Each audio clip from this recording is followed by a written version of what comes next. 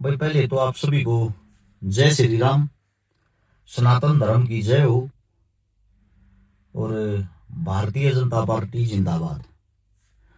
आज से हमने भी भाई बीजेपी ज्वाइन कर ली है। हो सकता है कुछ भाइयों को हाथ पोछे बुरा लगे, लेकिन भाई कर ली तो कर ली, बिना किसी तो पूछे, बिना किसी तो विचार विमर्श करे। बहुत सारे साथी ऐसे हैं जो हमारे तरह नाराज थे। आप लोग यही चाहते होगे। पार्टी ज्वाइन करने से होता क्या है, आप जो इस टाइम पर पार्टी ज्वाइन करने तो पहले हमने पसंद करया करते, अब वो हमारे तक गाड़ देने लगे जाएंगे, और जो हमारे तक गाड़ दिया करते वो हमारे समर्थक हो जाएंगे। इतना ही फर्क है ना। मतलब गालियां जब भी मिलनी है और अब भी मिलनी है। इस देश के अंदर चल क्या रहा है, दर्द बताता हूं मैं आज। उम्मीद करता हूं यह वीडियो पूरी देखियो, अपने परिवार से दिखाइयो। पहले बिक जाओ, फिर लिखो, बिक कर देश के लिए कलम चलाओ, फिर बोलो देश के लिए, फिर खेलो देश के लिए। देश का मतलब एक पार्टी के लिए करो सब कुछ, सिर्फ एक पार्टी के लिए। एक तानाशाह और बिके हुए पत्रकार, बिकी हुई फिल्में, बिका हुआ खिलाड़ी जो तानाशाह को खुश करने के लिए, उसकी जी हजूरी करने के लिए कुछ भी कर सकता है। लोगों के अंदर इतना जहर भर चुका है, उनको फिल्म जो आती है, फिल्में इसलिए इतिहास लगने लग जाती हैं। आज का टाइम ऐसा हो गया, आपको सिर्फ जय श्री राम बोलना है। धर्म और धार्मिक चीजों से उसका कोई लेना देना नहीं। भले ही उसने 2 किलो बकरा मुर्गा खाया हो, एक बढ़िया महंगी सी दारू पी हो, आधे देश को मां बहन की गालियां बकता हो, घर में अपनी बीवी को पीटता हो, घर में मूसे मरे पड़े हो, कला करते हो, भूखा मरता हो, बस जय श्री राम बोलने से ही वो देशभक्त हो जाता है। अगर हम राम राम बोलते हैं हाँ, तो देशद्रोही है। जय श्री राम और राम में सिर्फ इतना फर्क है, हम 2 बार राम में राम बोला, हाँ, ये एक बार ही पाखंड वाला जय श्री राम बोल रहे हैं। इतना ही फर्क होगा ना। अगर हम बीजेपी पार्टी ज्वाइन कर लेते हैं तो हम असली देशभक्त है। मतलब सिर्फ पार्टी के पास वो वेरीफाइड सर्टिफिकेट है। जब आजादी की लड़ाई चल रही थी, जब तो वो संघ के पास था, आरएसएस संघ, जिसका कोई योगदान नहीं था देश की आजादी में। किसी की शहीद की तो बात दूर, किसी ने अपनी उंगली तक नहीं कटवाई आजादी की लड़ाई में। 7,32,000 आदमियों ने अपना खून बहा। इस धरती के कण कण में उनका रक्त मिला हुआ। जब जाकर आजादी मिली, उनमें से संघ वालों का उंगली फूटने से भी रक्त नहीं मिलेगा कहीं। उस टाइम पर तो वो सभी को देशद्रोही बताया करते बाकी, और अंग्रेजों की जी हजूरी करते थे। आज उसी संघ के शिष्य भारतीय जनता पार्टी को चलाते हैं, बाकी सभी को देशद्रोही का सर्टिफिकेट देते हैं। अगर टोटल में बात करूं, मन में जो दुख है, भारत के विनाश का सबसे मुख्य अगर कोई कारण है, वो पहला कारण अगर मैं गिनूं मेरी तरफ से, वो है पत्रकार, जिनको कहा जाता है चौथा स्तंभ। आप पत्रकारों की जेब भरो, उनकी जेब में पैसे डालो, जो काम भारतीय जनता पार्टी करती है। जिस नेता ने बलात्कार कर रखा हो, मर्डर कर रखा हो, घपड़े घोटाले सब कुछ जी भर भर के कर रखे हो, उसको भी भगवान की मूर्त बना देते हैं। सिर्फ उसको जय श्री राम बोलना है, 4 मंदिरों पे माथा टेक के एक लाल तिलक लगा के फोटो शेयर करना है, उसी में वो देशभक्त हो जाता है। भले उसने 2000 बहन बेटियों के साथ बलात्कार कर रखा हो। आपने देखा भी होगा, नीचे की साइड का एक तमिलनाडु कर्नाटक नाम लेते ही मेरे तो मुकदमा दर्ज करवा देते हैं।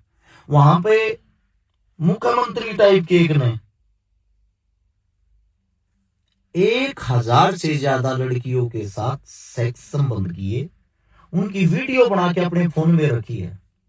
उसके हमारे यशस्वी प्रधानमंत्री साहब उनको गले मिलते हैं, उनको सम्मानित करते हैं, उनसे चुनाव लड़वाते हैं।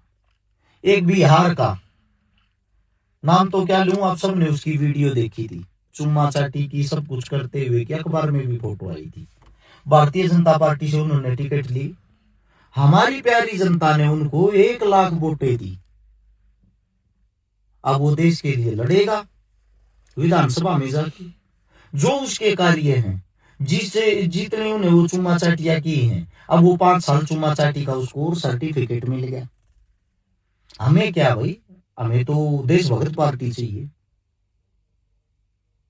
हद की बात, सबसे बड़ी जो बात आज के टाइम पे, 80 करोड़ आदमी 5 किलो राशन पे जिंदा हैं, खुश हो रहे हैं सरकार तुम्हारे को 5 किलो राशन देने लग रही है। उनको ये शर्म नहीं आ रही कि 80 करोड़ आदमी भूखमरी से गुजर रहे हैं, पार्टी के कारण उनकी रोटी नहीं चल रही, उनकी रोटी छीनने के कारण पार्टी चल रही है। अब उससे भी बड़ी चीज, लोग नारे लगाओगे पेट्रोल चाहे 500 रुपए लीटर कर दो, वोट दूंगा मोदी जी को ही। वे आदमी ये नारे लगाते हैं जो 300 रुपए की दाढ़ी करते हैं पूरा दिन, और बात वो इतनी बड़ी कर देते हैं। अब सबसे बड़ी चीज जो है वो ये है, रेलिया में 600 रुपए दाढ़ी पे मजदूरी करने वालों को अगर तुम मोल लेके जाते हो, आते टाइम उनको दारू की एक बोतल दे देते हो, उनको वो 600 रुपए और दारू चाहिए, देश का विकास नहीं। मैं गारंटी देता हूं, आप हर एक शहर के अंदर एक अलग पेट्रोल पंप बना दो और उस पे लिख दो देश भगत भारतीय जनता पार्टी के रखवाले, यहां से पेट्रोल डलवाएं, 500 रुपए लीटर यहां से पेट्रोल मिलता है देशभक्ति का, आप देशभगत हो तो इसमें अपना योगदान करें। मैं गारंटी देता हूं कोई थारा MP MLA भी पेट्रोल डलवा ले तो वहां तक। और जो भाई वैसे आम जनता है जो पार्टी के साथ नहीं है, उनका रेट वो कर दो जो नॉर्मल रेट है, 90 तो उनका भी कर रखा जी निकालने वाला। क्या ये देश के मुद्दे नहीं है? क्या कभी किसी पत्रकारों ने ये आवाजें उठाई हैं? क्या कभी कोई पत्रकार इन चीजों पे बातें करता है? एक देश का मूर्ख से मूर्ख नेता बिहार का जो एक बिहारी कलाकार भी है, वो ल्यूड लेवल का कलाकार, वो ये कहता है 90 रुपए का डॉलर, हमारे 90 रुपए जो हैं वो $1 के समान हो गए तो क्या हो गया? हमारे हिंदुस्तान में डॉलर थोड़ी चलता, रुपया चलता है। हद होगी यार, मतलब इतनी मूर्खता रहे, इतनी मूर्खता। हमारा पैसा दिन प्रतिदिन गिरता जा रहा है, और जो हमारे हिंदुस्तान के बाहर बैठे हैं, अमेरिका, UK, कनाडा, वहां बैठ के जो मोदी जी की जय करते हैं, उनको तो बेनिफिट मैं मान सकता हूं, उनको है। उनको क्यों है? वो सपोज करो वो $1,000 कमाते हैं वहां की, इंडिया में भेजते हैं तो वो ऐसे खुश हो रहे हैं, थारे थे $1,000 के 90,000 रुपये हो गए इंडिया में। अगर डॉलर 60 रुपया का हो तो उनके तो 60,000 हुई ना, तो जितना डॉलर बद्दा है उन तो न्यू लागल ना गया है, थारा बेनिफिट हो। वे मोदी जी की जय के नारे लगा, उन्हें ये नहीं दिखता देश की करेंसी कहां से कहां गिरने लग रही है। कोई मतलब नहीं देश के अंदर, देश के अंदर सिर्फ जो चीजें चल रही हैं, अगर किसी कांड में कोई बलात्कार हो जाता है, कोई हत्या हो जाती है, कोई कांड हो जाता है, कोई बम विस्फोट हो जाता है, किसी भी चीज को ले लो, अगर उस केस के अंदर 100 आदमी पकड़े जाएं, 100 आदमियों में से सिर्फ एक आदमी का मोहम्मद, शाहिद, जुनेद यानी कि मुस्लिम नाम हो, मीडिया 99 के 99 को भूल जाएगी। उस एक आदमी को इतना बड़ा टेररिस्ट, इतना बड़ा आतंकवादी, इतना बड़ा देशद्रोही बना देगी उस एक आदमी की तुलना पूरी मुस्लिम कौम से कर देगी। ये तो होते ही ऐसे हैं, इनका तो कार्य ये है। मतलब इतना जहर लोगों के अंदर भर देगी, इतना जहर भर देगी, लोगों को ये लगेगा भाई अगर मुस्लिम कहीं दाढ़ी वाला इंसान दिख गया तो टेररिस्ट है पक्का। ये सोच बन जाती है छोटे छोटे बच्चों की, इन लोगों ने बना दी, ऐसी भावनाएं कर दी। अगर हम कोई हक की बात करते हैं फिर ये लगता है ये भी साले मुस्लिम है, गालियों के साथ बोलते हैं हमें कटमुल्ला है, मुल्ला है। क्यों? उन्हीं बच्चों को ये लगता है हम उन्हीं आतंकवादियों की मेर ले रहे हैं। सबसे बड़ी चीज आजकल फिल्म आओ हिस्ट्री पे, इतिहास पे, पाकिस्तान मार दिया, पाकिस्तान पर हमने आजादी ले ली, पाकिस्तान बूंद कर रख दिया, और यहाँ नारे लगाते हैं उस फिल्म को देख के हमारे वाले। देखा बीजेपी का कमाल, देखा बीजेपी ने क्या कर दिया। अरे मूर्खों, पहले तो एक चीज सीख लो, 1947 में जो 15 अगस्त या 26 जनवरी ने फिल्म चलाई जाएंगी भारत पाकिस्तान के साथ हमारी युद्ध वाली, 1947 में हम पाकिस्तान से आजाद नहीं हुए, अंग्रेजों से आजाद हुए थे। पाकिस्तान तो हमारा कटके का अलग देश बनाया था जो हिंदुस्तान का हिस्सा था, उस चीज का होना तो चाहिए। तुमने दुख, हमारा देश का टुकड़ा हुआ है और तुम खुशी मनाते हो, हद होगी यार। मतलब इतनी बड़ी अंधभक्ति। अंग्रेजों से आजाद हुए थे हम, पाकिस्तान से नहीं। पाकिस्तान तो हमारे साथ अंग्रेजों से आजाद हुआ था जो हमारा ही हिस्सा था। पता नहीं देश मतलब कहां जाने लग रहा है, हालात ऐसे आ रहे हैं मतलब कि हमारी जो रिश्तेदारियां हैं वो भी हमें शक की नजर से देखने लगी। इस देश का सबसे बड़ा दुर्भाग्य पत्रकारिता। इसलिए कह रहा हूं मैं, सरकार से सवाल जवाब करने की औकात नहीं है पत्रकारों की। पत्रकार काम करने लगे माहौल तैयार करने का, पत्रकार काम करने लगे नेताओं के कद को बड़ा बनाने का, पत्रकार काम करने लगे सभी घोटालों को छुपाने का, पत्रकार डिबेट करते हैं हिंदू मुसलमान पे, पत्रकार डिबेट करते हैं जातिवाद पे, पत्रकार डिबेट करते हैं इन्होंने जय श्री राम का नारा क्यों नहीं लगाया। सबसे बड़ी चीज तो आप सभी को बता देता हूं, देश चलता संविधान से। संविधान जो है उसको फ्रंट पहले नंबर पे रखोगे, गीता हो या कुरान, रामायण हो या महाभारत, वो सेकंड में रखना पड़ेगा, उसके बाद का पार्ट है वो। अगर फर्स्ट में आपने रामायण महाभारत गीता कुरान रख ली, अब पहले मैं धार्मिक हूं, इसी विनाश के कारण हमारी 565 रियासतें थी, 565 अलग अलग मतलब देश थे, टुकड़े थे। गुलामी का कारण हमारा क्या था उसको एक बार याद कर लो, हम गुलाम क्यों हुए। हमारे गुलामी का अगर कोई कारण रहा है वो कारण इसीलिए रहा है, अगर एक रियासत लुटती थी तो दूसरी रियासत खुश होती थी। ठीक हो या इस साले पे आक्रमण हो गया। बाहर देश की एक बात सोच के देखो, 1500 से 1600 के बीच की ईस्वी पढ़ना, फ्रांसीसी हमें लूटने के लिए आ रहे हैं, डच हमें लूटने के लिए आ रहे हैं, अंग्रेज हमें लूटने के लिए आ रहे हैं, वास्को डी गामा हमें लूटने के लिए आ रहा है। मतलब के हद की सबसे बड़ी जो चीज वह है, हिंदुस्तान को ही सब लूटने के लिए क्यों आ रहे थे, और सबने लूटा, सब लूट लूट के लेके जा रहे हैं। मोहम्मद गजनबी 17 बार हमें लूट के लेके गया, 17 बार, बार बार, हद की बात। उसके बाद मुगल आ गए। अब ये जो चीजें हैं, ये जो चलती आ रही हैं, सभी ने हिंदुस्तान को क्यों लूटा। उनका यो एक कीड़ा थी हिंदू मुसलमान का, उस टाइम पर था। देशभक्त नहीं थे, हिंदू मुसलमान थे। यो एक कीड़ा आज है, देशभक्त नहीं है। मैं जाट, मैं ब्राह्मण, मैं वाल्मीकि, मैं राजपूत, मैं मुसलमान, मैं हिंदू, इस कीड़े के कारण हम आज भी सेम है। अब फिर बहुत सारे आदमी हैं जो इतिहास को फिल्मों में देख के ये कहते हैं हमारे जैसों को तना शर्म आवे है, मुगलों की तू तारीफ करा, हमने मूर्ख बतावे है, मुगल तेरे फूफा थे, तेरे दादा थे, इसी बात कहे। देखो राजा कोई भी होया देश के अंदर जो रहा है, उसने अपनी क्रूरता भी दिखाई, उसने अपनी आक्रामकता भी दिखाई है, उसने दबंगपना भी दिखाया, उसने अपना सॉफ्ट कॉर्नर भी दिखाया है। ये पार्ट होते हैं अलग अलग राजपाट के। अब मुगल काल के अंदर अगर मुगल सारे जालिम थे, क्रूर थे, खतरनाक थे, मुगल काल तो कोई लंबा शासन रहा, लंबा काल चला है। 1528 में बाबर आया था, 1857 तक ये चले हैं। बहादुर शाह जफर इनका आखिरी वंशज था। अब ये जो काल है लगभग 325 साल का। इस 325 साल के अंदर औरंगजेब, जिसने सब तक क्रूर, हत्यारा, खतरनाक और डेंजर बताए हैं, उसकी बात करते हैं ना, गाड़ देनी शुरू करते हैं। औरंगजेब ने बढ़िया बताया।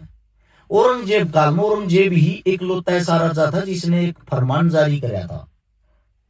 उस फरमान में यह था, जो गाय की हत्या करेगा उसके हाथ काट दो, गाय काटने वाले के हाथ काट दो। और कई जगह तो उन्होंने ये फैसला लिया था, जो गाय को मारेगा उसको मारी दो। हिंदुस्तान के इतिहास में पहला और आखिरी राजा था जिसने यो नियम लागू कराया था। मथुरा में जो कृष्ण की नगरी है, उन मंदिरों को बरसाने वाला कौन है? एक बार इतिहास चेक कर लेना। वो औरंगजेब जो क्रूर था, हत्यारा था।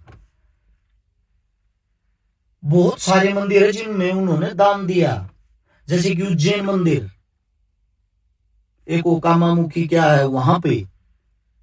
मैं ये नहीं कहता वो अच्छा था, ना मैं ये कहता वो बुरा था, लेकिन मैं आप लोगों को ये बताता हूं, बुराई बुराई मत, अच्छाई भी देखो, फिर तुलना करो, पूरी हिस्ट्री पढ़ो, फिल्मों की नहीं, गूगल की नहीं, किताबों की, प्रमाण के साथ, तब पता लगेगा आप लोगों को। साथ में एक चीज और भी है, जो नए बच्चे हैं, यूथ हैं, जितना जो हमारा नया जमाना आने लग गया है, उनके अंदर भी जातिवाद के ऐसे इंजेक्शन, ऐसे सुए लगा दिए गए हैं, किसी के पास बैठने से पहले उसकी जाति और धर्म पूछते हैं। ऐसे देश आगे बढ़ जाएगा। अब आप अपनी सोच होती है, हमारे को गालियां देते भाई तुम भगवान को नहीं मानते। मानते हैं भाई, ये रहा मेरा भगवान, दे रहा मेरी गाड़ी में हमेशा रहा है, ये मेरा भगवान है। किस लिए है? मेरे को आजादी ने दिलवाई है इन्होंने। मैंने जीते जी जिन भगवानों का इतिहास सुना है, पढ़ा है। मेरे लिए भगवान है बाबा साहब भीमराव अंबेडकर, सुभाष चंद्र बोस, चंद्रशेखर आजाद, भगत सिंह, राजगुरु, सुखदेव, बटुकेश्वर दत्त, चौधरी छोटू राम, ये मेरे लिए भगवान है। ठीक है, आप लोगों के मैं क्या करूं, आप लोगों का भगवान जो है आप उनको भगवान मानो। मेरे को आपके भगवानों से प्रेज नहीं है, मेरे को ना अल्लाह से प्रेज ना ईश्वर से प्रेज। मैं धर्म विरोधक आदमी नहीं हूं। मैं आप लोगों को जगाने का काम करता हूं, वो जगाने का काम आप लोगों की समझ में नहीं आता तो मेरी गलतियां नहीं है। मेरा जो आखिरी मोटिव था मैन, वो ये था, अगर हिंदुस्तान का किसी ने सबसे बड़ा बेड़ा गर्क और विनाश किया है इस वक्त, वो किया चौथे शतम ने, मीडिया ने। मीडिया के कारण हमारा नाश हुआ है। अगर मीडिया बेझिझक होके मुंह में माइक घुसेड़ के प्रधानमंत्री, राष्ट्रपति, एमपी, एमएलए से सवाल जवाब करे ना, तूने किया क्या देश के अंदर, बता सभी को, पैंट गीली हो जाएगी। 1 महीने के अंदर तुम्हारे को राजनीति साफ और स्पष्ट नजर आएगी। भाई साहब, पहला प्रधानमंत्री 11 साल में जिन्होंने एक डिबेट नहीं की, पहला प्रधानमंत्री, पूरी मीडिया को खरीद रखा है, पूरे सिस्टम को खरीद रखा, इससे ज्यादा क्या करें? और आप लोगों को वही चीजें ओरिजिनल लगती हैं? अगर मैं Bharatiya Janata party, BJP join कर लूं तो मैं देशभक्त हूं, अगर मैं उनके जय जयकारे लगा दूं तो मैं ठीक हूं, जय श्री राम लगा दूं तो मैं ठीक हूं। इसे देश चल जाएगा, देश सुधर जाएगा इन चीजों से। आंखें तो खोलनी पड़ेगी भाई, आज नहीं तो कल खोलोगे। और बाकी मैं निष्पक्ष आदमी हूं तो मैं निष्पक्ष रहना पसंद करता हूं। पार्टी बीजेपी हो या कांग्रेस, हमारा यही कहना है, सच्चाई पर अड़ी करो। अपने आप में ही आप लोग पार्टी हो, किसी पार्टी ज्वाइन करने से आप देशभक्त नहीं बन सकते। राम राम आप सभी को।